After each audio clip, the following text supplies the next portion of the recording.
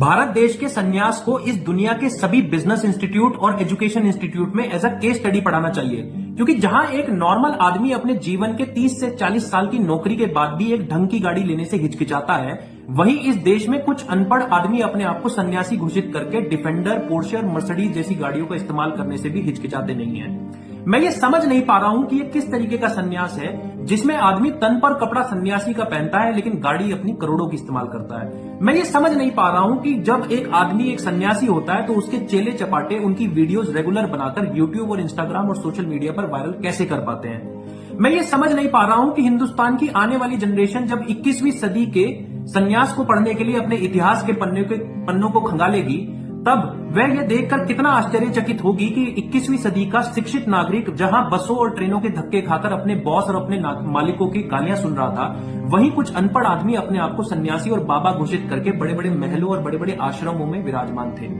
मैं भारत के शिक्षा मंत्री से भी एक आग्रह करना चाहूंगा कि भारत की करंट शिक्षा प्रणाली में एक छोटा सा चेंज लाकर एक चैप्टर ऐड किया जाए, जिस चैप्टर का नाम होना चाहिए कि सन्यासी किस तरीके से बने। क्योंकि हो सकता है कि करंट एजुकेशन सिस्टम से आप कोई कथाकथित डॉक्टर या कोई इंजीनियर या कोई ढंग का टीचर ना निकाल पाए, लेकिन एक ढंग का सन्यासी तो शायद आप निकाल ही लेंगे, क्योंकि एक ढंग का सन्यासी आपके लिए वोट मोबिलाइजेशन, कुछ अनपढ़ फॉलोअर्स और बहुत सारा इकोनॉमिकल बूस्ट लेकर आएगा, जिस इकोनॉमिकल बूस्ट से वो बहुत सारे महल जैसे दिखने वाले आश्रम बनाएगा और बड़ी बड़ी गाड़ियां खरीदेगा।